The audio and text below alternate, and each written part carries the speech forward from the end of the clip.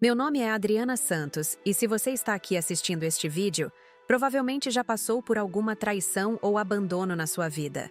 O que vou contar agora vai fazer você entender que, por mais profunda que seja a sua dor, sempre existe uma forma de virar o jogo contra quem te machucou. Há 3 anos e 4 meses, eu estava deitada numa cama de hospital, segurando nos braços o ser humano mais precioso que já havia chegado ao mundo, meu filho Gabriel. As contrações tinham durado 14 horas. Meu corpo estava exausto, mas meu coração transbordava de amor. Naquele momento, eu acreditava que estava vivendo o início da família perfeita, que sempre sonhei ter. Fernando, meu marido na época, estava ali ao meu lado. Pelo menos era isso que eu pensava. Agora, olhando para trás, consigo perceber sinais que na época passaram despercebidos. Ele não conseguia ficar quieto no quarto. Mexia no celular a cada 5 minutos, e quando eu tentava dividir com ele a emoção de segurar nosso bebê pela primeira vez, ele parecia distante, como se sua mente estivesse em outro lugar completamente diferente. Durante toda a gestação, eu havia notado mudanças estranhas no comportamento dele. Começou de forma sutil.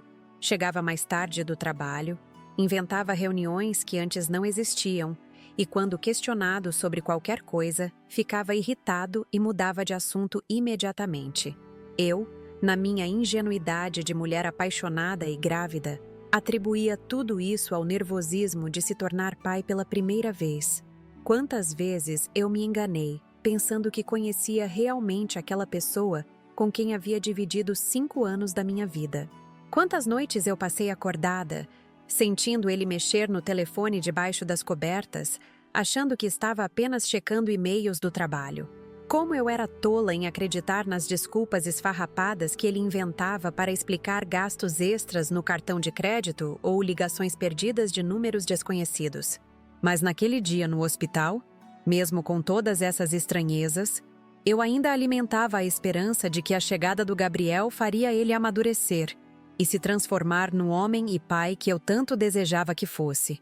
Afinal, como alguém pode olhar para um bebê recém-nascido, seu próprio filho, e não sentir aquela explosão de amor incondicional que deveria despertar o melhor de qualquer ser humano? O parto havia sido complicado. Eu precisei de episiotomia e alguns pontos, então estava com dificuldades para me locomover. As enfermeiras me explicaram que seria normal sentir dor e desconforto pelos próximos dias, e que eu precisaria de muito descanso e ajuda para cuidar do bebê durante as primeiras semanas.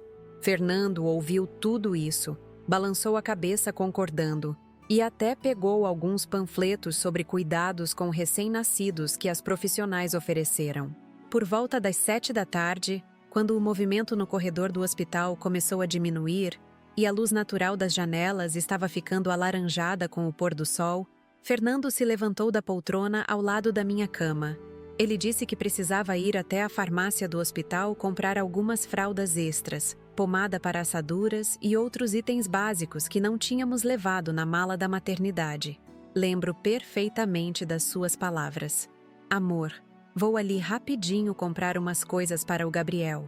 A farmácia aqui do hospital deve ter tudo o que precisamos. Fico preocupado que falte alguma coisa durante a madrugada. Ele se inclinou, me deu um beijo na testa, passou a mão delicadamente no cabelo do Gabriel que dormia no meu colo e saiu do quarto com um sorriso que na época me pareceu carinhoso. Eu fiquei ali, embalando meu bebê, conversando baixinho com ele sobre como nossa vida seria maravilhosa daqui para frente. Falava sobre os passeios que faríamos no parque, as histórias que eu contaria antes de dormir, os aniversários que comemoraríamos juntos. Criei mentalmente todo um futuro repleto de amor, risadas e momentos especiais em família. 8 da noite chegou, e Fernando não havia retornado. Pensei que talvez a farmácia estivesse muito cheia, ou que ele tenha aproveitado para comprar algumas coisas extras que nem sabíamos que precisaríamos. Afinal, primeiro filho, muitas novidades.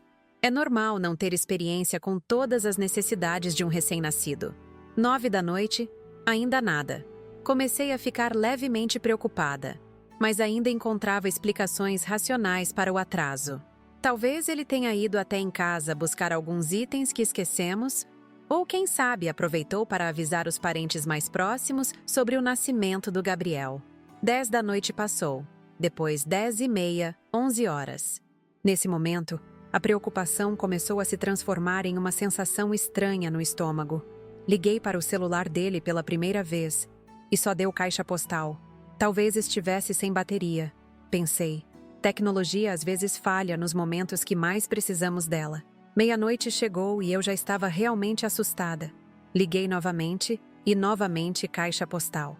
Comecei a ligar para os familiares dele, mas ninguém atendeu ou sabia onde ele poderia estar.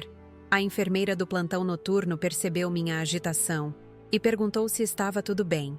Expliquei a situação e ela me tranquilizou, dizendo que às vezes os pais ficam muito nervosos e acabam exagerando nas compras ou aproveitam para resolver algumas burocracias de última hora. 1 da manhã, 2 da manhã, 3 da manhã. Gabriel acordava para mamar. Eu o alimentava sozinha, trocava as fraldas sozinha, acalmava quando ele chorava sozinha. A cada hora que passava, aquela sensação estranha no estômago ia se transformando em algo muito mais sombrio e assustador. Ao amanhecer, depois de uma noite completamente insone, eu já sabia no fundo do coração que algo terrível havia acontecido. Não necessariamente um acidente ou alguma emergência médica, mas algo que mudaria minha vida para sempre. Era uma intuição feminina, daquelas que a gente sente no peito e não consegue explicar com palavras, mas que nunca mentem. Liguei para minha mãe Carmen por volta das 6 da manhã. Ela veio correndo para o hospital e quando chegou ao meu quarto e viu minha cara de desespero, imediatamente entendeu que a situação era muito mais grave do que eu havia explicado por telefone. Minha mãe sempre foi uma mulher forte, que passou por muitas dificuldades na vida. Então, ela sabia reconhecer quando algo realmente sério estava acontecendo. Durante todo aquele dia seguinte, tentamos contato com Fernando de todas as formas possíveis. Ligamos para os amigos, para os colegas de trabalho, para os familiares distantes. Ninguém sabia onde ele estava. Alguns nem sabiam que eu havia dado à luz. Foi aí que começamos a perceber que ele não havia dividido a notícia da gravidez e do nascimento com muitas pessoas, o que já era um sinal bastante estranho. A alta médica estava marcada para o final da tarde daquele segundo dia. Eu precisaria sair do hospital, levar meu bebê para casa e começar uma nova vida. Mas como fazer isso sem o pai da criança? Como explicar para um recém-nascido que seu pai simplesmente desapareceu? Como lidar com toda a logística de cuidar de um bebê sozinha quando meu próprio corpo ainda estava se recuperando do parto? Minha mãe assumiu o controle da situação com a força e determinação que só as avós possuem. Ela disse que iríamos para a casa dela nos primeiros dias, até eu me recuperar física e emocionalmente. Pegamos todas as coisas que Fernando havia deixado no quarto do hospital. Uma mala pequena com algumas roupas dele, o carregador do celular, uma revista que ele estava lendo. E fomos embora daquele lugar que deveria guardar as melhores lembranças da minha vida, mas que agora carregava a marca do início do meu pesadelo. Durante o trajeto do hospital até a casa da minha mãe, segurando Gabriel no colo no banco traseiro do carro, eu chorava silenciosamente tentando entender o que havia acontecido. Onde estava o homem com quem eu havia planejado construir uma família? Por que ele escolheu justamente o momento mais vulnerável da minha vida para desaparecer? Que tipo de pessoa abandona sua esposa e seu filho recém-nascido no hospital? As primeiras semanas foram um borrão de noites mal dormidas, choro constante, meu e do Gabriel, visitas de familiares que não sabiam o que dizer para me consolar, e uma dor emocional que parecia nunca ter fim. Eu olhava para aquele bebê lindo que dependia completamente de mim e me sentia dividida entre o amor incondicional por ele e a revolta por ter sido abandonada na situação mais delicada da minha vida. Voltei ao trabalho como enfermeira no Hospital Santa Teresa depois de 3 meses, ainda amamentando e com uma rotina completamente desorganizada. Minhas colegas faziam o possível para me ajudar, me cobrindo quando Gabriel ficava doente ou quando eu precisava sair mais cedo para buscá-lo na escolinha. Mas no fundo, eu sabia que precisaria ser muito mais forte do que imaginava para criar uma criança sozinha. Os meses foram passando e eu comecei a reconstruir minha vida de uma forma completamente diferente da que havia planejado. Gabriel crescia saudável e alegre. mesmo sem ter a presença paterna. Eu desenvolvi uma rotina que funcionava para nós dois. Criamos nossos próprios rituais e momentos especiais juntos. Ele se tornou minha razão de viver, minha motivação para enfrentar cada dia novo. Mas uma coisa eu sabia desde o início: aquela história não havia terminado. Pessoas que são capazes de abandonar uma família no hospital não são pessoas normais. São pessoas calculistas, egoístas, que sempre agem pensando apenas no próprio benefício. E pessoas assim, mais cedo ou mais tarde, sempre voltam quando acham que podem tirar algum proveito da situação. Foi por isso que, 6 meses depois do nascimento do Gabriel, tomei uma decisão que mudaria completamente o rumo desta história.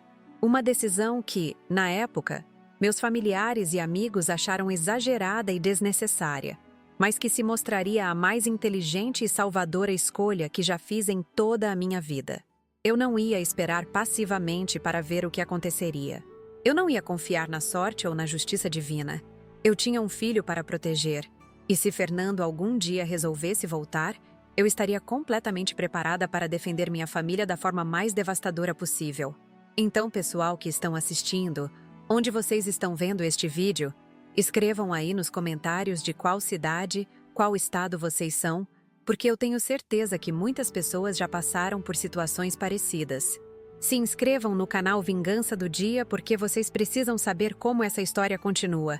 Vocês não vão acreditar no que eu descobri sobre esse homem e muito menos na armadilha perfeita que eu preparei para quando ele resolvesse aparecer novamente na minha vida. A vingança foi tão completa que ele saiu de cena de uma forma que jamais imaginei que seria possível. E hoje meu filho tem a família que sempre mereceu ter. Mas para isso, eu precisei me transformar numa pessoa muito mais esperta e determinada do que jamais pensei que poderia ser. O que eu fiz nos 3 anos seguintes para me preparar para o retorno dele foi algo que exigiu muita paciência, muito planejamento e uma sede de justiça que eu nem sabia que existia dentro de mim. Quando Fernando finalmente apareceu na minha porta, ele pensava que estava lidando com a mesma mulher frágil e abandonada que ele havia deixado no hospital. Mas ele estava completamente enganado e descobriu isso da pior forma possível. Preciso voltar um pouco no tempo para vocês entenderem como chegamos naquela situação horrível no hospital. A gravidez do Gabriel não foi planejada. Mas quando descobri que estava esperando um bebê, meu mundo se encheu de cores que eu nem sabia que existiam. Fernando e eu estávamos juntos há 5 anos. Morávamos numa casa alugada no Jardim das Colinas. E eu trabalhava como enfermeira no Hospital Santa Teresa, enquanto ele vendia carros numa concessionária no centro da cidade. Quando mostrei o teste de gravidez para ele, sua primeira reação foi de surpresa genuína. Mas depois ele sorriu e me abraçou dizendo que seria o melhor pai do mundo. Naqueles primeiros meses, ele realmente demonstrava animação com a chegada do bebê. Chegou até a sugerir nomes, falava sobre como seria legal ensinar futebol para o filho, e uma vez ou outra colocava a mão na minha barriga tentando sentir os movimentos. Mas foi por volta do 5º mês de gestação que as coisas começaram a mudar de forma quase imperceptível. Fernando passou a chegar mais tarde em casa, sempre com desculpas sobre reuniões extras na concessionária ou clientes que precisavam resolver pendências depois do expediente. Eu acreditava piamente em tudo. Afinal, vendedor de carros realmente tem horários irregulares e precisa estar disponível quando o cliente tem tempo. Uma noite, ele chegou em casa por volta das 10h30. Disse que havia vendido 2 carros no mesmo dia e que o gerente havia liberado a equipe para comemorar num bar próximo. Senti um cheiro diferente nele, não exatamente perfume feminino, mas algo doce que não conseguia identificar. Quando perguntei, ele disse que uma das vendedoras havia borrifado algum produto de limpeza novo na mesa dele e que o cheiro havia impregnado na roupa. Aos 6 meses de gravidez, minha barriga já estava bem evidente e comecei a notar que Fernando evitava sair comigo para lugares públicos. Antes, adorávamos ir ao shopping no final de semana, jantar fora pelo menos uma vez por mês, ou mesmo caminhar na Praça da Matriz para tomar um açaí. De repente, ele sempre tinha alguma desculpa. Estava cansado, precisava lavar o carro, tinha prometido ajudar um amigo com alguma coisa. Uma manhã, Tentei surpreendê-lo levando um lanche no trabalho dele. Cheguei na concessionária às 10 horas, com um sanduíche que havia preparado em casa e um suco natural de laranja. A recepcionista me olhou de forma estranha quando perguntei pelo Fernando, e depois sussurrou alguma coisa para o gerente. Ele veio até mim e explicou que Fernando havia faltado naquele dia, dizendo que eu estava passando mal e precisava ir ao médico urgentemente. Aquilo me deixou completamente confusa. Eu não estava passando mal coisa nenhuma, e Fernando havia saído de casa normalmente pela manhã, dizendo que tinha uma reunião importante com um cliente potencial. Por que ele havia mentido para o chefe sobre minha saúde? E mais importante, onde ele realmente estava se não era no trabalho? Voltei para casa com o coração apertado, mas resolvi não confrontá-lo imediatamente. Talvez houvesse alguma explicação lógica, algum mal-entendido que eu não estava conseguindo compreender. Quando ele chegou em casa naquela noite, perguntei como havia sido o dia de trabalho, e ele me contou detalhadamente sobre uma venda que havia fechado, sobre a reunião com o cliente, e até inventou uma história sobre um problema no sistema da loja.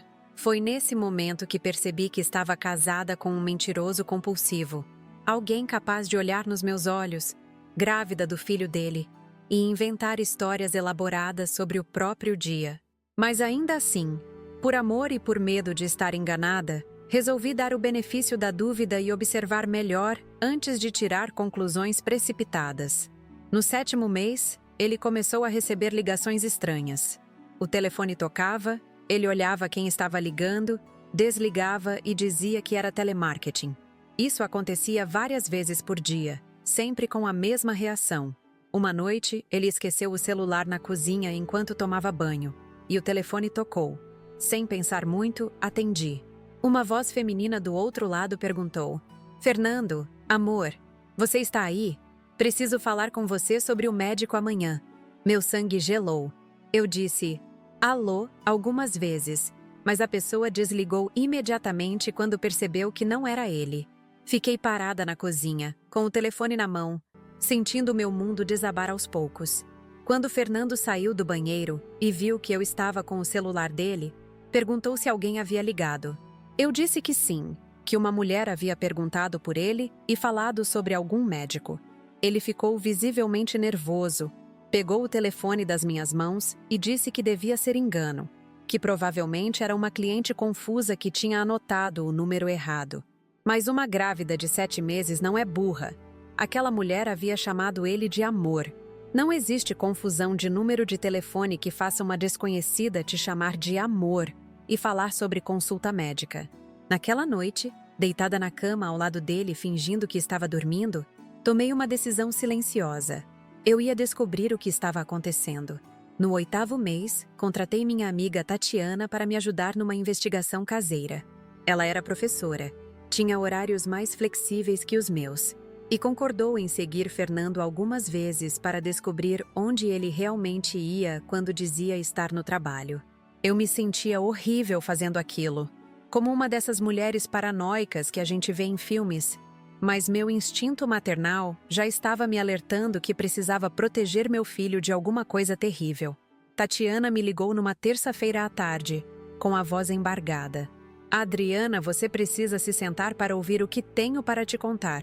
Ela havia seguido Fernando até um apartamento em Campinas, a 40 minutos de São José dos Campos.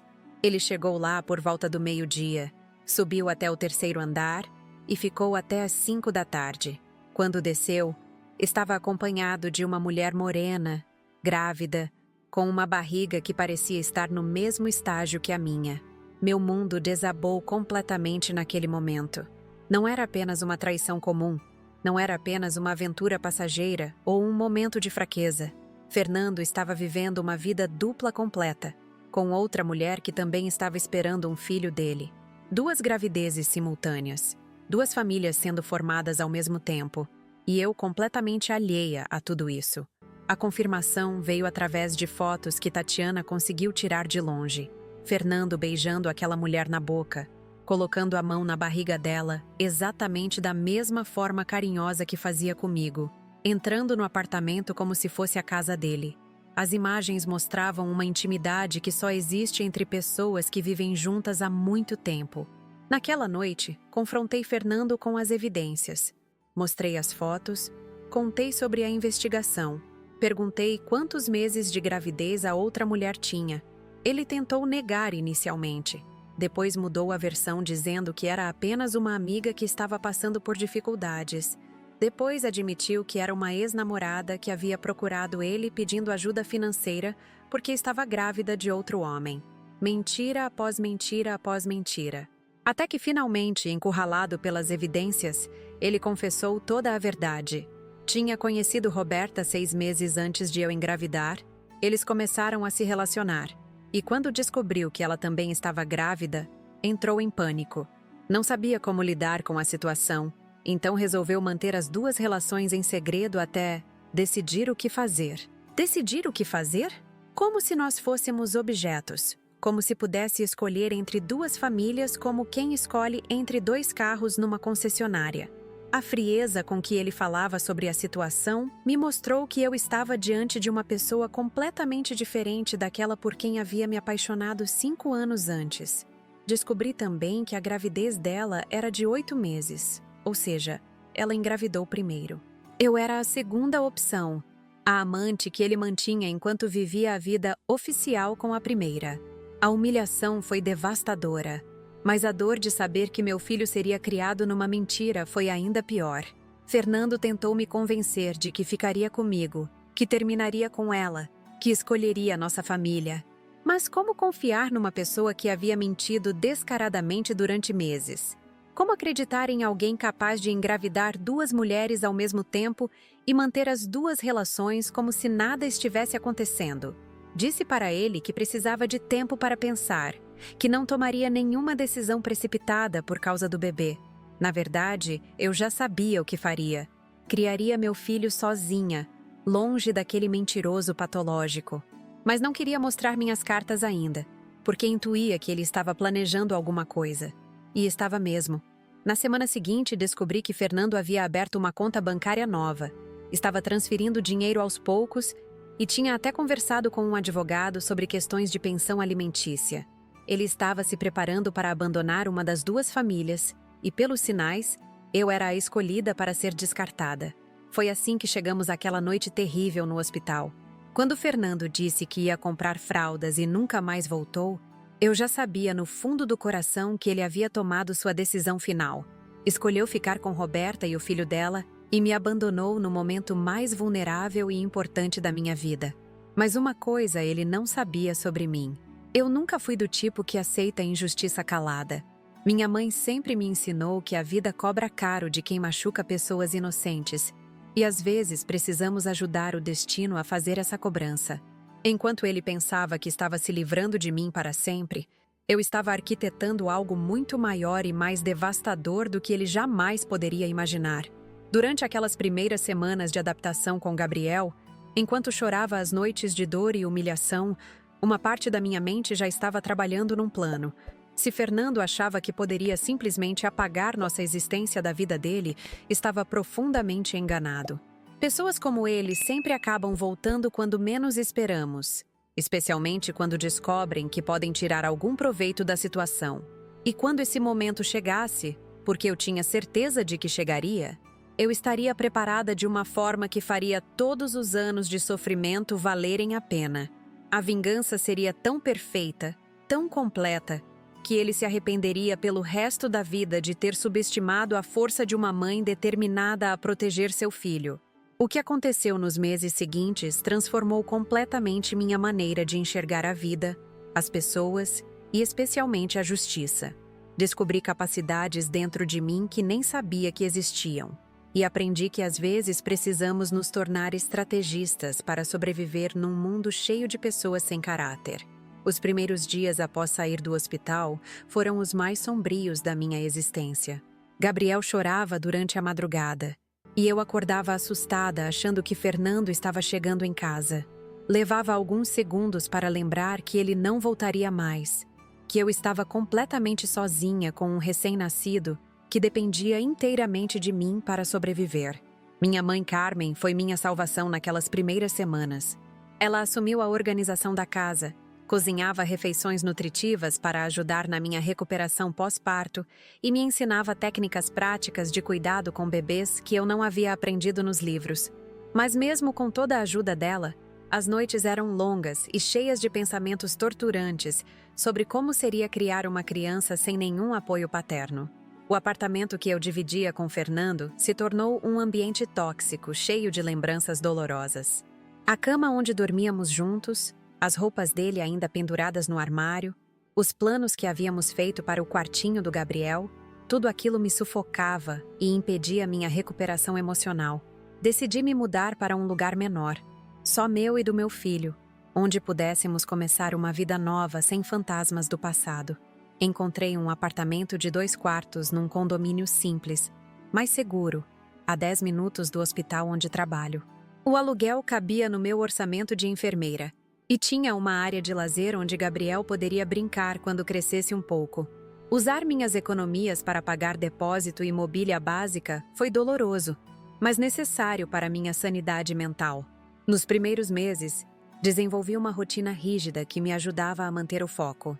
Acordava às 5h30 da manhã, preparava Gabriel para ir à creche, trabalhava das 7 às 3 no hospital, pegava ele na escolinha, voltávamos para casa, eu preparava o jantar, dava banho nele, contava histórias, e depois de colocá-lo para dormir, ainda precisava cuidar das tarefas domésticas. Era exaustivo fisicamente e emocionalmente. Várias noites eu desabava no sofá depois de colocar Gabriel para dormir, olhava para aquele apartamento pequeno onde éramos só nós dois e chorava de cansaço e solidão. Mas aos poucos, algo dentro de mim começou a mudar. A cada dia que passava, eu me sentia mais forte, mais capaz, mais orgulhosa de estar conseguindo criar meu filho sozinha. Gabriel era um bebê tranquilo e saudável, o que facilitava muito minha rotina. Ele dormia bem durante a noite, raramente ficava doente, e tinha um temperamento alegre que iluminava meus dias mais difíceis. Quando ele sorriu pela primeira vez, aos 2 meses, senti uma alegria pura que não dependia de mais ninguém além de nós dois. Comecei a perceber que estar sozinha também tinha vantagens que eu não havia considerado antes. Não precisava dar satisfações sobre horários, não tinha que aturar discussões bobas sobre dinheiro, não precisava conviver com mentiras e desconfianças constantes. Minha casa se tornou um ambiente de paz onde só existiam amor verdadeiro e honestidade. Tatiana continuou sendo uma amiga fundamental durante esse período. Ela vinha nos visitar pelo menos 2 vezes por semana, sempre trazendo algum presente para Gabriel ou alguma comida caseira para me ajudar.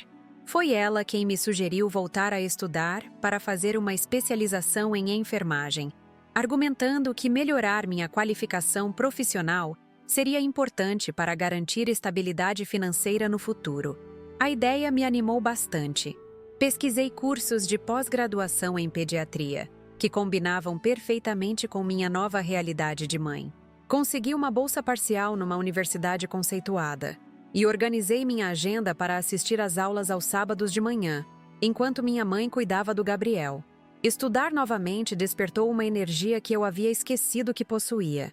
Durante as aulas, eu me sentia intelectualmente estimulada, conversava com outros profissionais da saúde, trocava experiências sobre casos clínicos complexos. Aquelas 4 horas semanais se tornaram um refúgio onde eu era apenas Adriana, a enfermeira competente. Não Adriana, a mãe solteira abandonada pelo marido. Mas foi durante essas aulas que algo fundamental aconteceu. Numa tarde de sábado, durante o intervalo, estava conversando com uma colega sobre casos difíceis que havíamos enfrentado no trabalho, quando ela mencionou um paciente que havia sido internado com ferimentos graves após uma briga de bar. O nome dele era Fernando Costa, vendedor de carros, que havia apanhado de um homem que o acusava de ter engravidado sua filha. Meu sangue gelou quando ouvi esses detalhes. Pedi para ela me contar mais sobre o caso, fingindo interesse profissional. Segundo ela, o Fernando havia sido internado no Hospital Municipal de Campinas com fraturas no rosto e algumas costelas quebradas. A briga havia acontecido porque o pai de uma moça descobriu que ela estava grávida dele, mas ele era casado e não assumiria a criança. Não poderia ser coincidência. Fernando Costa, vendedor de carros, envolvido numa gravidez em Campinas, espancado pelo pai da moça. Todos os detalhes batiam perfeitamente com o homem que havia arruinado minha vida. Minha primeira reação foi de satisfação mórbida. Finalmente, ele estava pagando por suas ações. Mas logo em seguida, uma ideia muito mais interessante começou a se formar na minha cabeça. Se Fernando estava apanhando de outros homens por engravidar mulheres e não assumir responsabilidades, isso significava que ele tinha um padrão de comportamento. Não era apenas comigo e com a Roberta que ele havia agido dessa forma. Provavelmente existiam outras vítimas, outras mulheres que haviam passado pelo mesmo sofrimento que eu.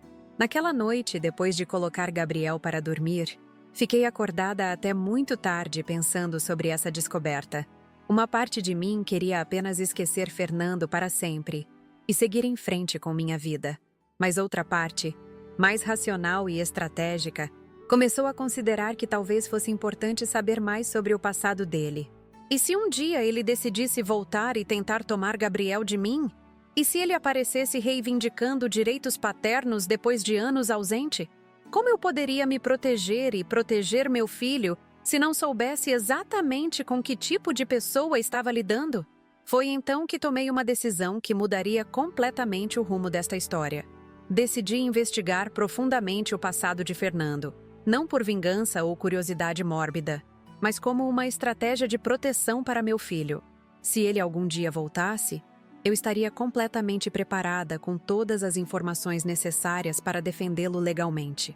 Comecei procurando um detetive particular através de uma colega do hospital que havia usado esses serviços durante seu divórcio. O investigador se chamava Carlos Miranda, tinha mais de 15 anos de experiência e cobrava valores que cabiam no meu orçamento se eu economizasse em outras áreas por alguns meses. Expliquei toda a situação para ele. O abandono no hospital, a descoberta da vida dupla, a suspeita de que existiam outras mulheres envolvidas. Carlos me disse que casos como esse eram mais comuns do que eu imaginava e que homens com esse perfil psicológico raramente mudavam de comportamento espontaneamente. O primeiro relatório chegou 3 semanas depois, e as informações eram chocantes. Fernando não tinha apenas 2 famílias simultâneas. Ele havia feito isso pelo menos outras 2 vezes nos últimos 10 anos. Existiam registros de processos judiciais movidos por 2 ex-namoradas, exigindo pensão alimentícia para filhos que ele não assumiu. Uma delas se chamava Mônica, tinha um menino de 6 anos, e havia lutado na justiça durante anos para conseguir que Fernando reconhecesse a paternidade. Ela morava em Santos, trabalhava como recepcionista e criava o filho praticamente sozinha porque ele nunca pagou pensão regularmente. A outra se chamava Carla, tinha uma menina de 4 anos e vivia em Sorocaba. O processo dela estava arquivado porque Fernando havia mudado de cidade e não foi localizado para intimações judiciais. Ela desistiu de lutar legalmente quando não conseguiu mais pagar advogado. Ler aqueles relatórios foi devastador e libertador ao mesmo tempo. Devastador porque confirmava que eu não havia sido especial para ele. Apenas mais uma vítima num padrão repetitivo de comportamento predatório. Libertador porque finalmente entendia que o problema nunca havia sido comigo, mas sim com uma pessoa incapaz de assumir responsabilidades ou sentir empatia pelos outros. Carlos também descobriu informações sobre a situação atual de Fernando em Campinas. Ele realmente estava vivendo com Roberta, que havia dado à luz uma menina chamada Yasmin, apenas 2 semanas antes do Gabriel nascer. Mas a relação deles estava problemática, porque a família dela havia descoberto sobre minha existência e estava pressionando para que ele assumisse responsabilidades com todos os filhos. O investigador conseguiu fotografias recentes, documentos comprovando endereços, registros de emprego e até conversas gravadas onde Fernando admitia ter alguns problemas com ex-namoradas que queriam dinheiro dele. A frieza com que ele se referia a nós, mães dos seus filhos, como se fôssemos apenas incômodos financeiros, me deu a confirmação final de que havia tomado a decisão certa ao criar Gabriel longe dele. Mas a informação mais importante veio no segundo relatório, 2 meses depois. Carlos havia descoberto que Fernando estava com sérios problemas financeiros. As vendas na concessionária estavam fracas. Ele havia perdido dinheiro em apostas esportivas e estava devendo o aluguel atrasado do apartamento em Campinas. Mais significativo ainda, Roberta estava pressionando ele a se casar oficialmente e regularizar a situação dos filhos que ele havia abandonado. A família dela havia contratado um advogado para mover ações de pensão alimentícia em nome de todas as crianças, incluindo Gabriel. Carlos me alertou que essa situação poderia resultar em Fernando tentando reverter a situação a seu favor de alguma forma. Homens como ele, quando encurralados financeiramente e legalmente, às vezes tomam atitudes desesperadas para tentar recuperar o controle da situação. Foi nesse momento que entendi completamente por que havia sido tão importante começar aquela investigação. Fernando eventualmente voltaria, não por amor ou arrependimento, mas porque seria forçado pelas circunstâncias. E quando isso acontecesse, ele tentaria usar Gabriel como peça de barganha em suas negociações legais e financeiras. Comecei então a segunda fase do meu plano de proteção. Organizei todos os documentos que comprovavam o abandono. Registros médicos do parto onde constava que eu estava sozinha, testemunhas que poderiam confirmar sua ausência durante os primeiros anos de vida do Gabriel, comprovantes de que nunca recebi nenhum tipo de apoio financeiro. Também documentei meticulosamente minha capacidade como mãe, relatórios escolares excelentes do Gabriel, atestados médicos comprovando que ele era uma criança saudável e bem cuidada, declarações de renda mostrando minha estabilidade financeira, cartas de recomendação de colegas e supervisores atestando minha responsabilidade profissional. Mais importante ainda, gravei conversas com Mônica e Carla, as outras mães que haviam sido abandonadas por ele. Elas concordaram em testemunhar sobre o padrão de comportamento dele, sobre como ele seduzia mulheres, engravidava, prometia assumir responsabilidades e depois desaparecia quando as crianças nasciam. Cada documento, cada gravação, cada testemunho foi cuidadosamente catalogado e guardado numa pasta que crescia mês após mês. Eu me transformei numa espécie de promotora construindo um caso contra um criminoso, exceto que o criminoso ainda não sabia que estava sendo investigado. Durante todo esse período, Gabriel crescia alegre e saudável, completamente alheio ao drama que cercava sua origem. Ele deu os primeiros passos aos 10 meses, falou as primeiras palavras aos 13 meses e se desenvolveu normalmente em todos os aspectos. Para ele, nossa família era perfeita do jeito que estava. Apenas nós dois, com muito amor e cuidado. Conheci Bruno numa tarde de domingo no parque onde levava Gabriel para brincar. Ele era fisioterapeuta, tinha 35 anos, nunca havia sido casado e demonstrou desde o início uma afeição genuína, tanto por mim quanto pelo meu filho. Nossa aproximação foi gradual e natural, baseada em conversas profundas e interesses compatíveis. Bruno sabia desde o começo toda a história sobre Fernando, e sua reação foi de indignação e apoio incondicional. Ele me ajudou emocionalmente durante os momentos mais difíceis da investigação e nunca demonstrou ciúmes ou insegurança sobre meu passado.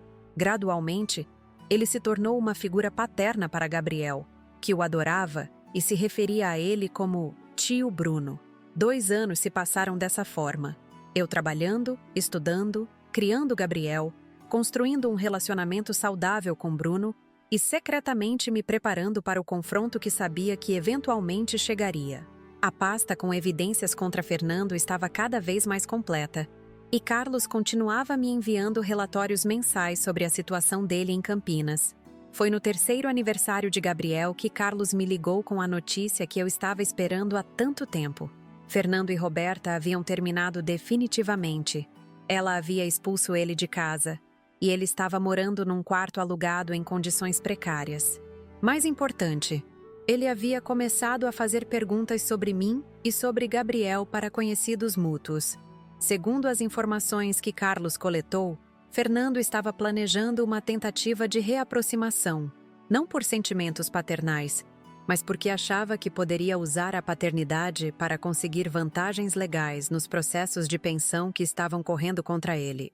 O plano dele, aparentemente, era aparecer como pai arrependido, reivindicar direitos sobre Gabriel e usar isso para negociar reduções nas dívidas de pensão das outras crianças. Uma estratégia típica de manipulador. Criar uma situação onde ele pareceria estar tentando ser um bom pai para impressionar juízes e advogados. Naquela noite, depois de colocar Gabriel para dormir, sentei na mesa da cozinha e abri pela última vez a pasta com todas as evidências que havia coletado.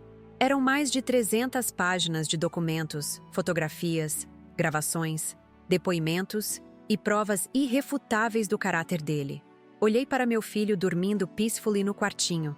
Pensei em tudo que havíamos construído juntos nesses 3 anos e sorri sabendo que estava completamente preparada para o que viria pela frente. Fernando achava que estava lidando com a mesma mulher ingênua que havia abandonado no hospital, mas ele descobriria que havia cometido o maior erro de sua vida ao subestimar a determinação de uma mãe protegendo seu filho.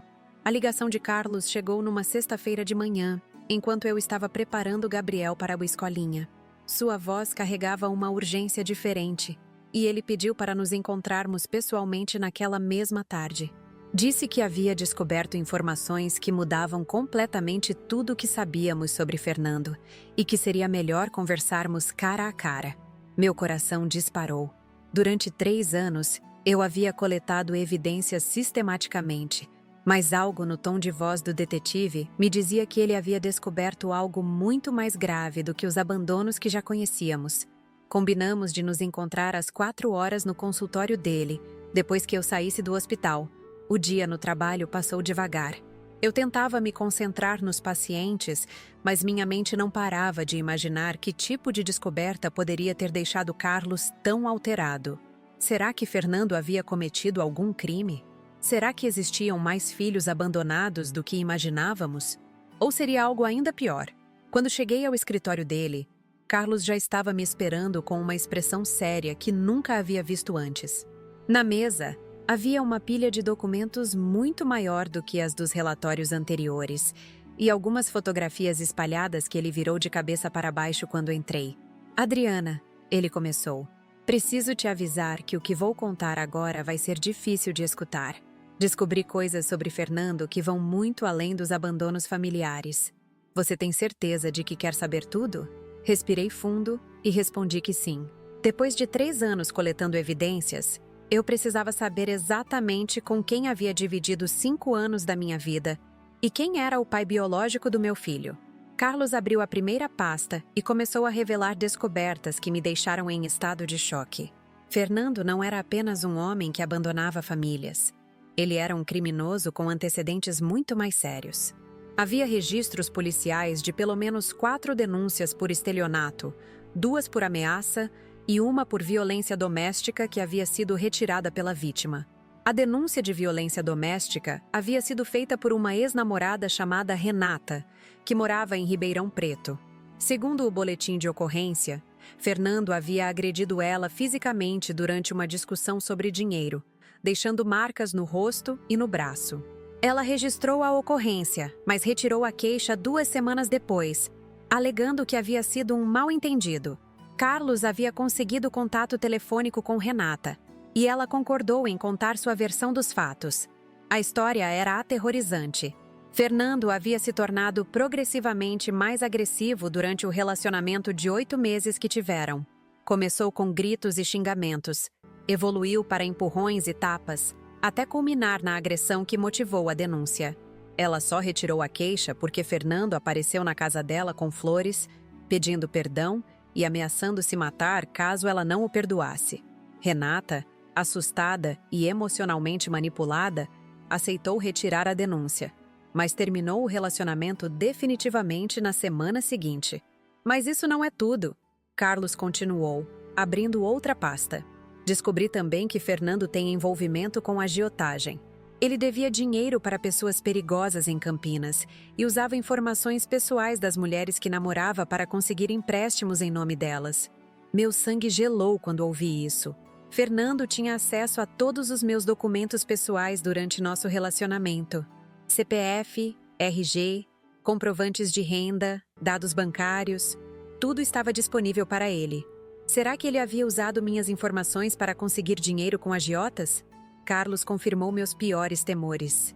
Havia encontrado registros de pelo menos 3 empréstimos feitos em meu nome durante os últimos meses do nosso relacionamento. Os valores totalizavam quase R$ 20.000, que Fernando havia usado para quitar dívidas de jogo e sustentar a vida dupla que levava. Como isso é possível? Perguntei, sentindo náusea. Eu nunca assinei nada. Nunca autorizei empréstimos. Ele falsificou sua assinatura e usou cópias dos seus documentos. Carlos explicou.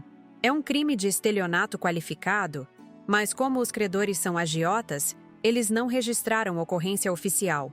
Preferiram cobrar diretamente dele, o que explica os problemas que ele estava tendo em Campinas. A descoberta seguinte foi ainda mais perturbadora. Carlos havia encontrado evidências de que Fernando mantinha relacionamentos simultâneos não apenas comigo e com Roberta, mas com pelo menos outras 2 mulheres durante o mesmo período. Uma delas era casada e não sabia que ele tinha outras relações. A outra era uma viúva de 50 anos que ele estava manipulando emocionalmente para conseguir dinheiro emprestado. Ele tinha um método muito elaborado. Carlos me mostrou fotografias e documentos. Estudava o perfil psicológico de cada mulher e adaptava sua personalidade para conquistá-las. Com você, ele se fazia de homem trabalhador e responsável. Com Roberta, banqueiro romântico e aventureiro. Com a mulher casada, ele era o amante discreto que entendia a situação dela. Com a viúva, o companheiro carinhoso que a ajudaria a superar o luto. Era como descobrir que havia sido casada com um ator profissional, alguém capaz de representar diferentes personagens, dependendo da conveniência. A pessoa por quem me apaixonei nunca havia existido realmente. Era apenas uma das máscaras que Fernando usava para manipular suas vítimas. Carlos também havia descoberto detalhes sobre a família de Fernando que explicavam muito sobre sua personalidade distorcida. O pai dele era alcoólatra e havia abandonado a família quando Fernando tinha 12 anos. A mãe, Marlene, sempre negou e minimizou os problemas comportamentais do filho, criando nele uma sensação de impunidade que persistiu na vida adulta. Existe um padrão psicológico muito claro, Carlos explicou. Fernando reproduz com as companheiras o mesmo comportamento de abandono que sofreu na infância, mas sempre se coloca como vítima das circunstâncias. Ele genuinamente acredita que não fez nada errado, que as mulheres é que são problemáticas e exigentes. A pasta seguinte continha informações ainda mais alarmantes. Fernando havia sido investigado pela polícia de Campinas por suspeita de tráfico de drogas, mas nunca foi formalmente acusado por falta de provas suficientes. Aparentemente, ele usava os contatos da concessionária onde trabalhava para facilitar vendas de cocaína para clientes com alto poder aquisitivo. Nunca conseguiram provar diretamente. Carlos me mostrou cópias de relatórios policiais, mas existem vários depoimentos de testemunhas que o colocam presente em situações suspeitas. Ele é esperto demais para se expor diretamente, mas definitivamente estava envolvido de alguma forma. Pensar que havia dormido ao lado de um possível traficante durante 5 anos me deu arrepios. Quantas vezes Fernando havia chegado em casa tarde, com desculpas sobre clientes ou reuniões, quando na verdade estava envolvido em atividades criminosas. Quantos riscos eu havia corrido sem nem saber. Mas a descoberta mais chocante ainda estava por vir. Carlos abriu uma pasta vermelha que havia deixado por último, e sua expressão ficou ainda mais grave. Adriana, preciso te contar algo sobre a situação atual dele que muda completamente nossa estratégia. Fernando não estava apenas passando por dificuldades financeiras em Campinas. Ele estava sendo procurado pela polícia por causa de uma denúncia de estupro feita por uma adolescente de 17 anos. A menina alegava que ele havia abusado dela durante uma festa, aproveitando-se do fato de ela estar embriagada. A denúncia foi feita há 6 meses. Carlos me mostrou cópias dos documentos. Por isso, ele está evitando locais públicos e tentando manter um perfil baixo. A investigação ainda está em andamento, mas existem testemunhas que confirmam que ele estava na festa e foi visto conversando com a vítima. Meu mundo desabou completamente naquele momento. Não era apenas um golpista e abandonador de famílias. Fernando, potencialmente, era também um estuprador. A ideia de que meu filho carregava o DNA de uma pessoa capaz de cometer um crime tão horrível me deixou fisicamente doente. Existe mais. Carlos continuou implacavelmente. Consegui contato com outras 2 mulheres que tiveram relacionamentos com ele nos últimos anos. Ambas relataram episódios de sexo forçado, mas nunca denunciaram por medo ou vergonha. Uma delas era uma colega da concessionária que havia sido demitida depois de recusar os avanços dele. Fernando usou sua influência com o gerente para inventar problemas de desempenho e conseguir a demissão dela. A outra era uma cliente que ele havia assediado durante uma venda, chegando ao ponto de aparecer na casa dela sem ser convidado.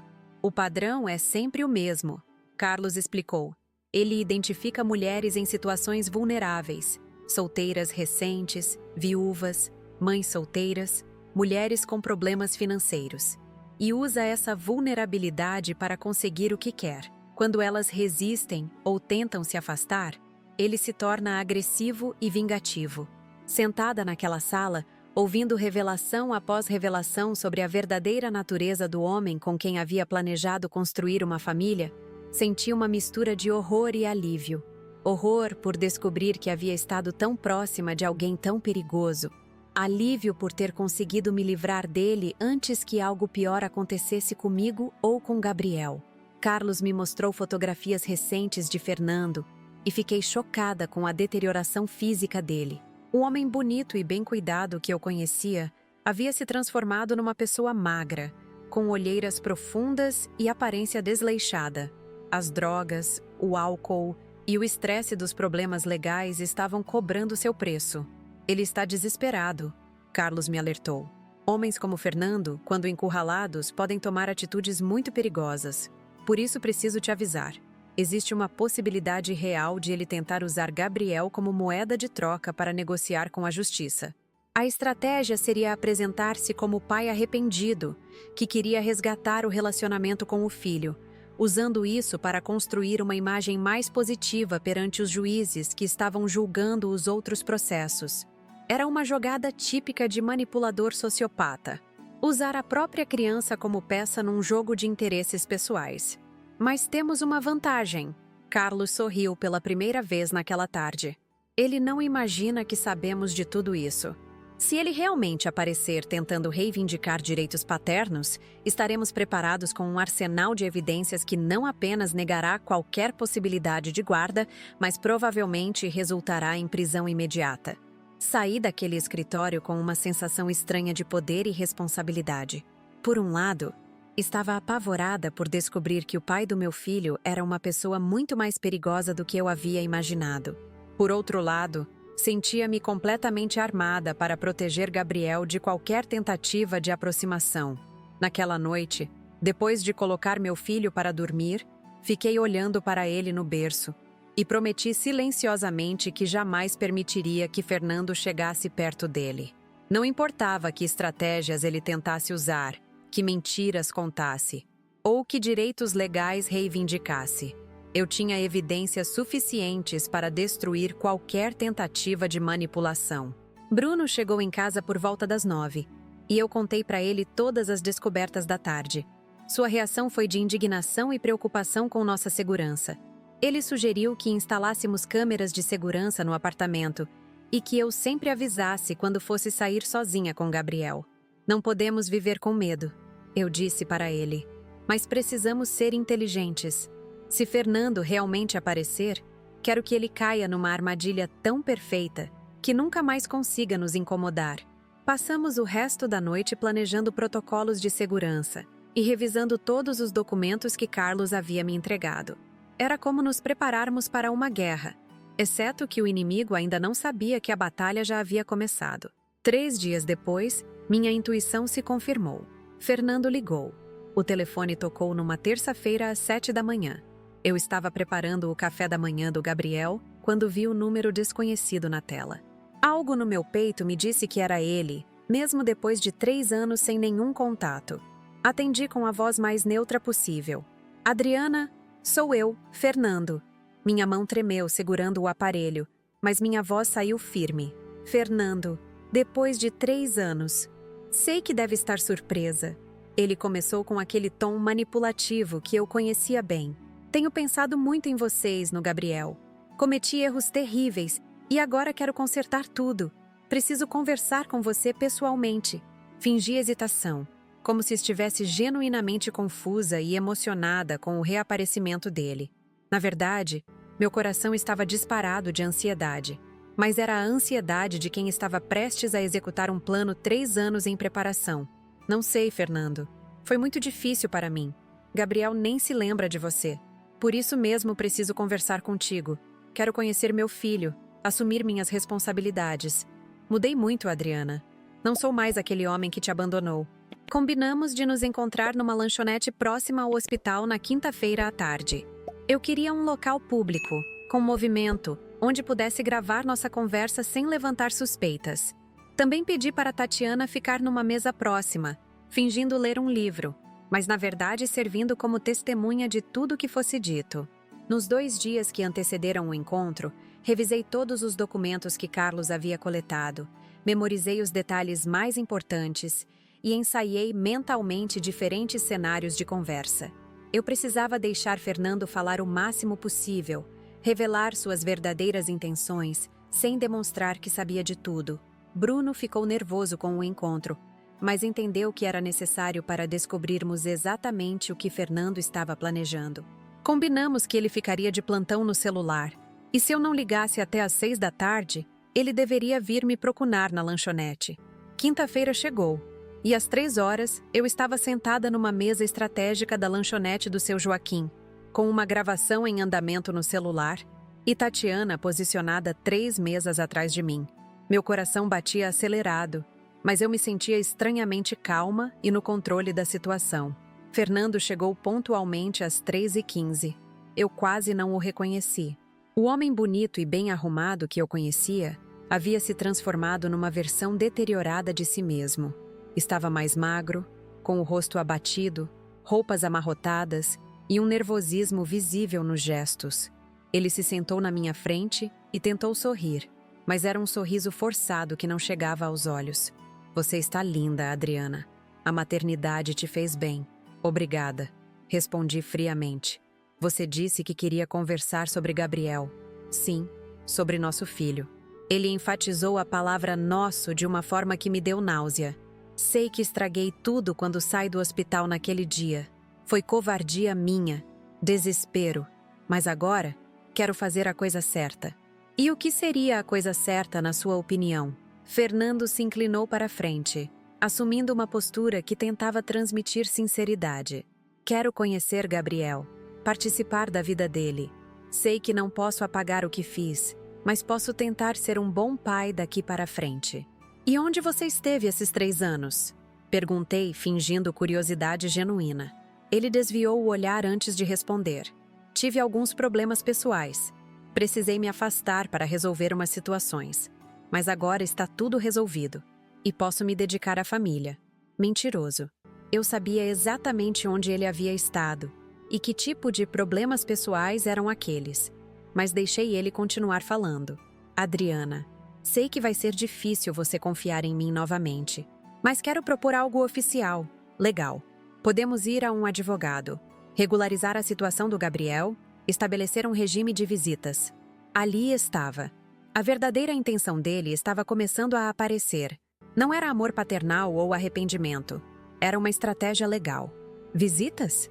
Perguntei, fingindo considerar a possibilidade. Sim, ou até mesmo guarda compartilhada. Gabriel tem direito de conviver com o pai, e eu tenho direitos paternos que nunca exervi. Um juiz certamente entenderia que uma criança precisa da figura paterna presente. Guarda compartilhada. Exatamente o que Carlos havia previsto. Fernando queria usar Gabriel como moeda de troca nos processos que estava enfrentando. Fernando, você sumiu no dia que nosso filho nasceu. Não deu notícias, não mandou dinheiro, não demonstrou interesse algum. Por que agora? Ele assumiu uma expressão que tentava ser contrita. Porque amadureci, Adriana. Porque percebi que cometi o maior erro da minha vida. Um homem de verdade não abandona a família. E as outras famílias que você abandonou? A pergunta pegou ele completamente desprevenido. Sua expressão mudou instantaneamente, revelando um lampejo de raiva antes que conseguisse se recompor. Que outras famílias? Não sei do que você está falando. Fernando, eu sei de Mônica em Santos, de Carla em Sorocaba, sei da Roberta em Campinas. Sei que você tem outros filhos que nunca assumiu. Ele ficou pálido e nervoso, olhando ao redor como se procurasse uma rota de fuga. Quem te contou essas mentiras? Essas mulheres são loucas. Inventaram histórias para me prejudicar. Então Gabriel é o quarto filho que você abandona? Não abandone coisa nenhuma. Ele elevou a voz, atraindo olhares curiosos das outras mesas. Tive alguns relacionamentos no passado. Isso é normal. Mas nunca abandonei ninguém. Essas mulheres que são problemáticas querem dinheiro fácil. A máscara estava caindo rapidamente. O Fernando, arrependido e maduro, estava se transformando no verdadeiro Fernando. Agressivo, mentiroso, sem assumir responsabilidades. E sobre os empréstimos que você fez em meu nome?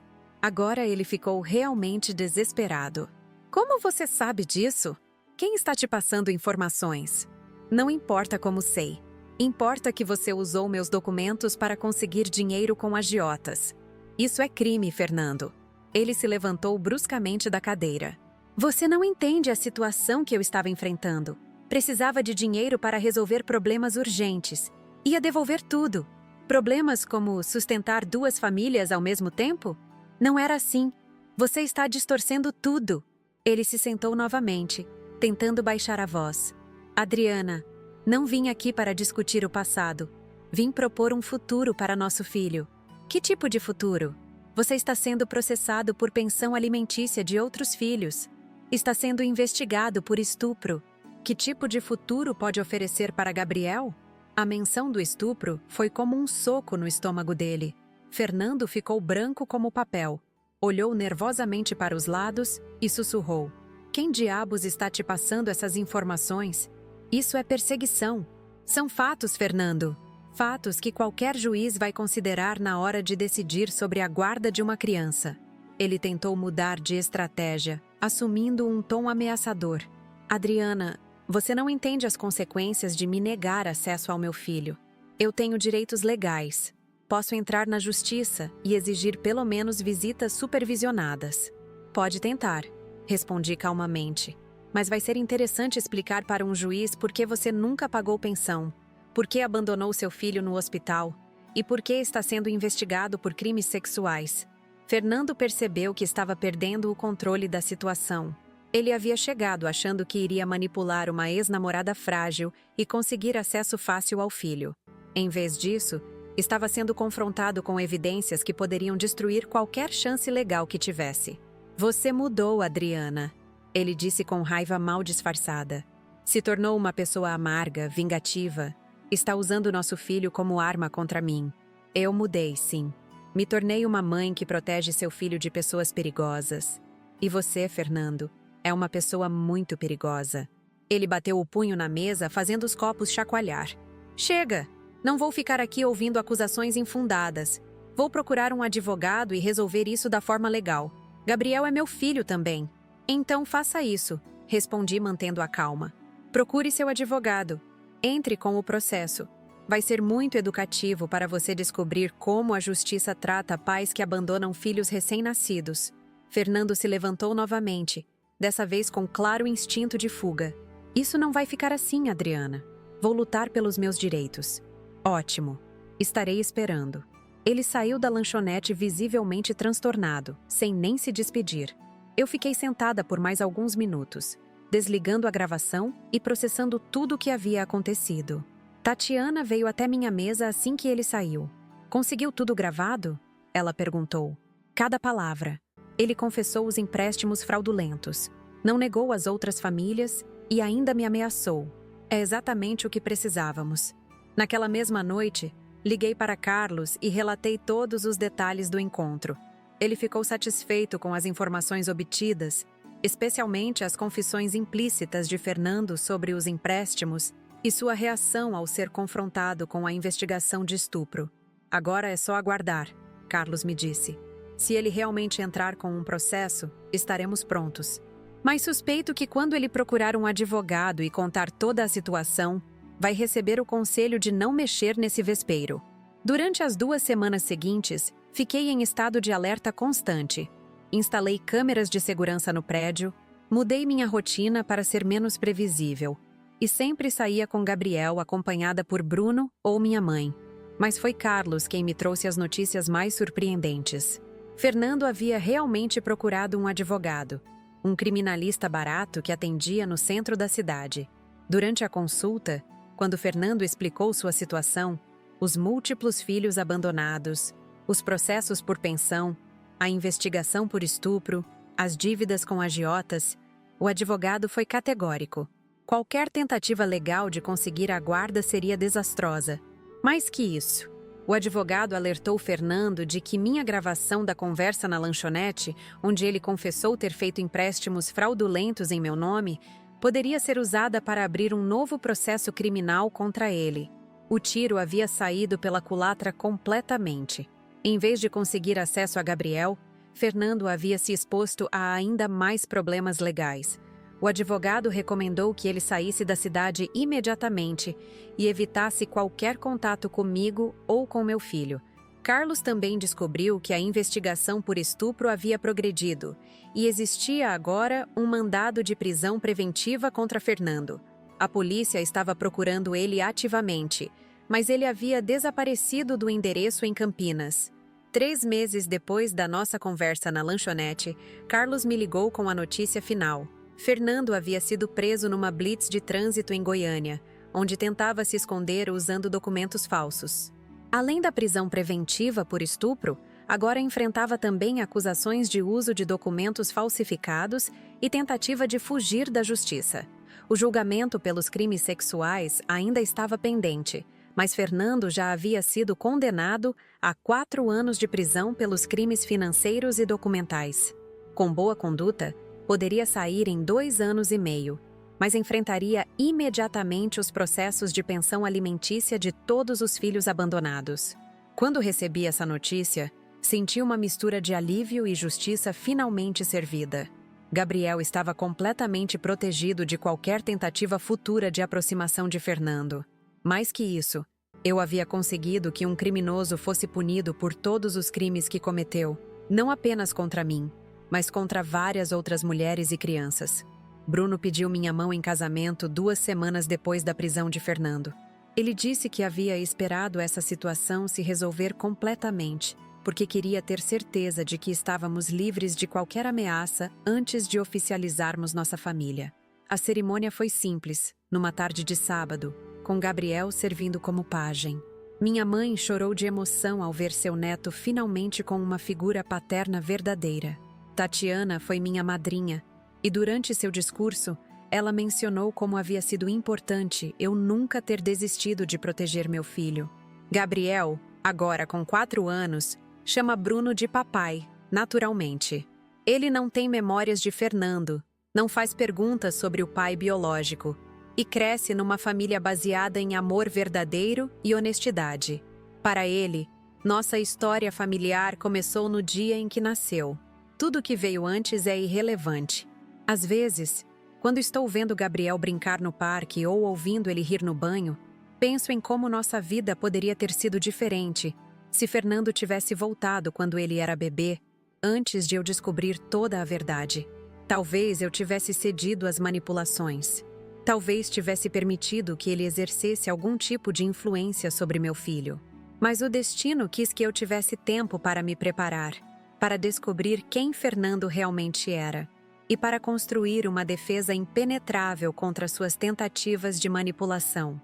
A investigação que começou como estratégia de proteção se transformou numa arma de justiça que beneficiou não apenas a mim e Gabriel, mas a todas as outras vítimas dele. Hoje, meu filho cresce seguro, amado e protegido de qualquer influência tóxica. Fernando está pagando por todos os crimes que cometeu e, quando sair da prisão, terá que lidar com anos de pensões atrasadas e restrições legais que o impedirão de se aproximar de qualquer uma das famílias que ele abandonou. A vingança foi completa, mas mais importante que isso, a justiça foi feita. Pessoal que acompanhou essa história até o final, Eu quero começar agradecendo cada um de vocês que ficou aqui comigo durante esses momentos difíceis que compartilhei. Contar essa história não foi fácil para mim, mas sinto que é importante mostrar para outras mulheres que estão passando por situações parecidas que sempre existe uma saída. Sempre existe uma forma de virar o jogo contra quem nos machuca. Quando Fernando me abandonou naquele hospital, segurando o meu bebê recém-nascido nos braços, eu pensei que minha vida havia acabado. Achei que seria apenas mais uma mãe solteira lutando sozinha para criar um filho, carregando para sempre a marca da humilhação e do abandono. Mas vocês viram como as coisas podem mudar quando a gente não aceita ser vítima e resolve lutar pelos nossos direitos e pelos nossos filhos. O que aprendi nesses anos todos é que pessoas como Fernando não são casos isolados. Existem milhares de homens por aí que engravidam mulheres, prometem assumir responsabilidades e depois somem no momento que mais precisamos deles. Eles contam com nossa fragilidade emocional, com nossa dependência financeira, com nosso medo de ficar sozinhas criando uma criança. Mas o que eles não esperam é que a gente possa se organizar, investigar e usar a própria lei contra eles. Durante 3 anos, enquanto Fernando achava que estava livre das consequências dos seus atos, eu estava construindo metodicamente um caso que não apenas protegeria meu filho, mas também faria justiça por todas as outras mulheres e crianças que ele havia prejudicado. Mônica em Santos, Carla em Sorocaba, Roberta em Campinas, Renata em Ribeirão Preto. Todas nós éramos vítimas do mesmo padrão de comportamento predatório. A diferença é que eu tive a sorte de descobrir a verdade antes que ele conseguisse me manipular novamente. Quando Fernando apareceu na minha porta depois de 3 anos, ele pensava que estava lidando com a mesma mulher ingênua e emocionalmente dependente que ele havia abandonado. Mas encontrou alguém completamente diferente. Uma mãe fortalecida pela necessidade de proteger seu filho, armada com informações devastadoras e determinada a usar cada evidência coletada para destruir qualquer tentativa de manipulação. O encontro na lanchonete foi o momento mais importante de toda essa história. Ali, Fernando se revelou exatamente como eu imaginava que ele faria. Tentou se fazer de vítima das circunstâncias, negou suas responsabilidades, mentiu descaradamente sobre seus crimes e ainda teve a audácia de me ameaçar quando percebeu que não conseguiria me enganar. Cada palavra que ele disse naquela tarde foi gravada e posteriormente usada contra ele no processo. Vocês perceberam como ele mudou de estratégia durante nossa conversa? Começou tentando ser o pai arrependido que queria resgatar o relacionamento com o filho. Quando viu que eu não estava comprando essa história, partiu para as reivindicações legais, falando sobre direitos paternos e guarda compartilhada. E quando descobriu que eu sabia de todos os seus crimes, terminou me ameaçando abertamente. Esse é o comportamento típico de um manipulador sociopata. Quando não consegue seduzir, tenta intimidar. Mas a parte mais satisfatória de toda essa vingança foi descobrir que o tiro saiu pela culatra para ele. Fernando pensava que conseguiria usar Gabriel como moeda de troca nos processos que estava enfrentando. Em vez disso, nossa conversa gravada forneceu evidências adicionais dos seus crimes financeiros, e a tentativa de aproximação acabou chamando a atenção da polícia que o procurava por estupro. Quando ele foi finalmente preso em Goiânia, usando documentos falsificados numa tentativa desesperada de fugir da justiça, senti que todo o sofrimento dos últimos anos havia valido a pena. Não era apenas vingança pessoal, era justiça sendo feita por todas as suas vítimas. Fernando não ia conseguir continuar prejudicando outras famílias. Não ia conseguir abandonar mais filhos. Não ia conseguir manipular mais mulheres vulneráveis. A condenação dele a 4 anos de prisão pelos crimes financeiros, mais os processos pendentes por estupro e os débitos de pensão alimentícia de todos os filhos abandonados, significava que mesmo quando saísse da cadeia, ele não teria condições de recomeçar o ciclo de destruição que havia caracterizado sua vida adulta. As restrições legais o impediriam de se aproximar de qualquer uma das famílias que prejudicou, e as dívidas acumuladas o manteriam ocupado por anos tentando quitar suas obrigações. Hoje, quando olho para Gabriel brincando no quintal com Bruno, vejo como tomei a decisão certa ao não aceitar passivamente o abandono. Meu filho cresce numa família baseada em amor verdadeiro, honestidade e respeito mútuo. Ele tem um pai presente que escolheu amá-lo incondicionalmente, não por obrigação biológica, mas por vontade própria. Bruno ensina futebol para ele, ajuda com as tarefas escolares, conta histórias antes de dormir e demonstra todos os dias o que significa ser um homem de caráter. Gabriel não sabe nada sobre Fernando e provavelmente nunca saberá enquanto for criança. Para ele, nossa família sempre foi completa do jeito que está agora. Não existe ausência paterna, não existe trauma de abandono, não existe curiosidade sobre um pai biológico que nunca demonstrou interesse genuíno em conhecê-lo. Essa é a maior vitória de todas. Conseguir que meu filho cresça emocionalmente saudável, sem carregar as cicatrizes dos crimes do pai biológico. Mas a lição mais importante que tirei de tudo isso é que não podemos esperar que a justiça aconteça sozinha.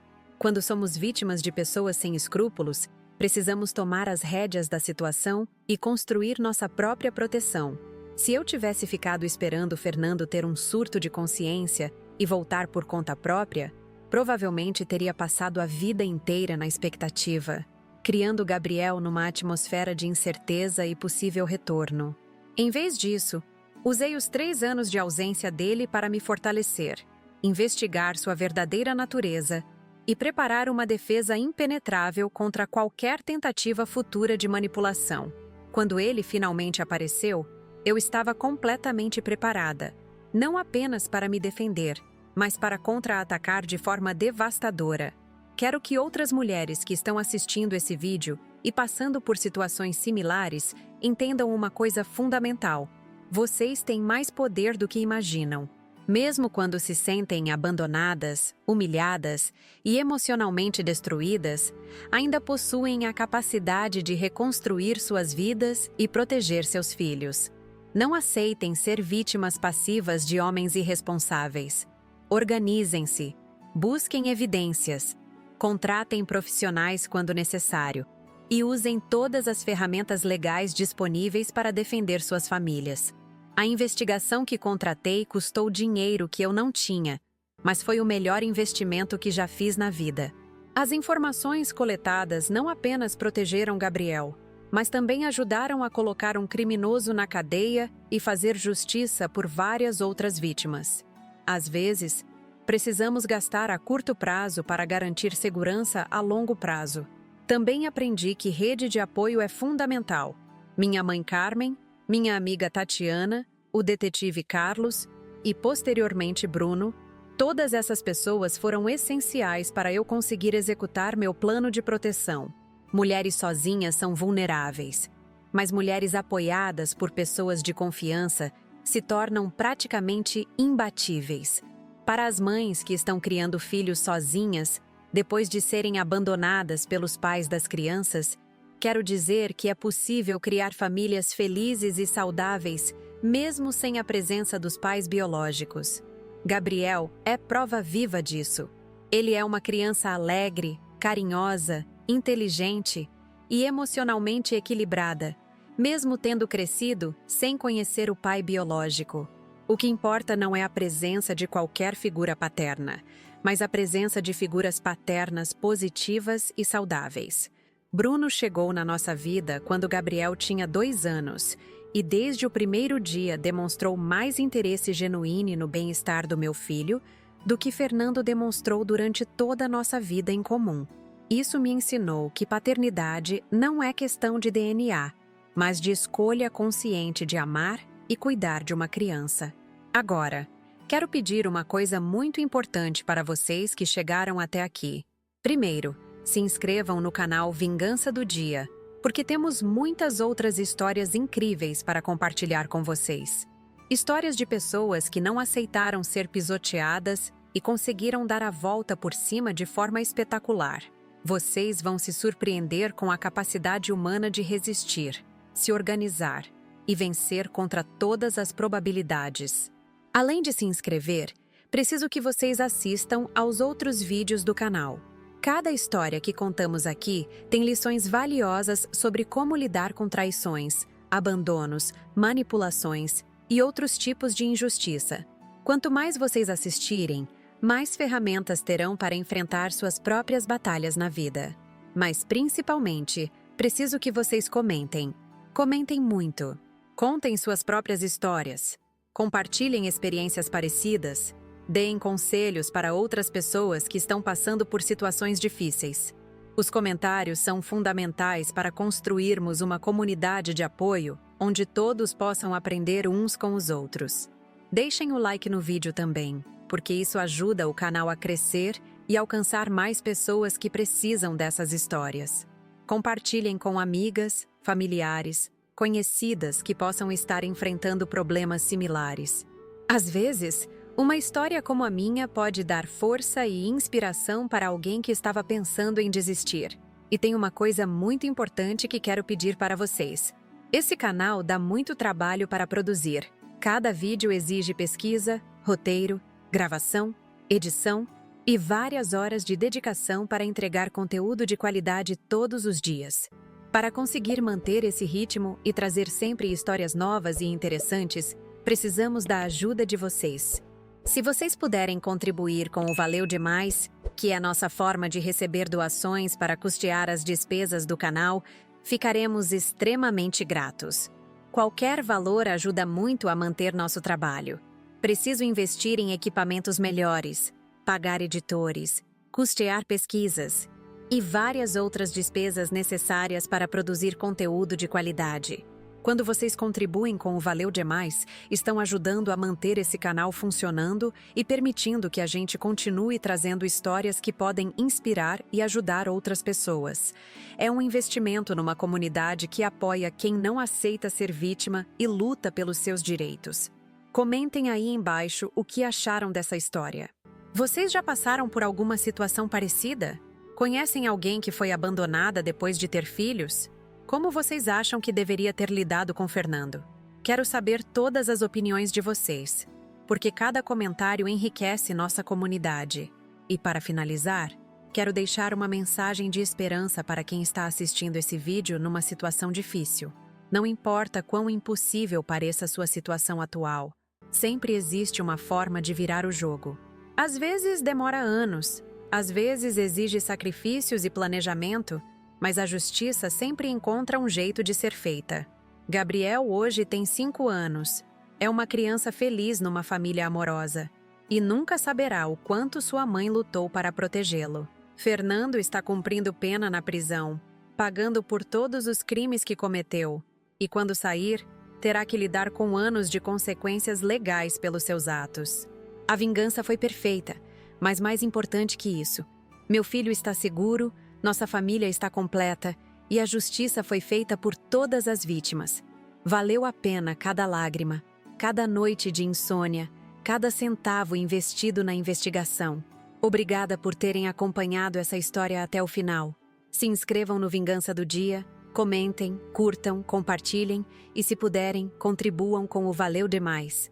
Até a próxima vingança, pessoal!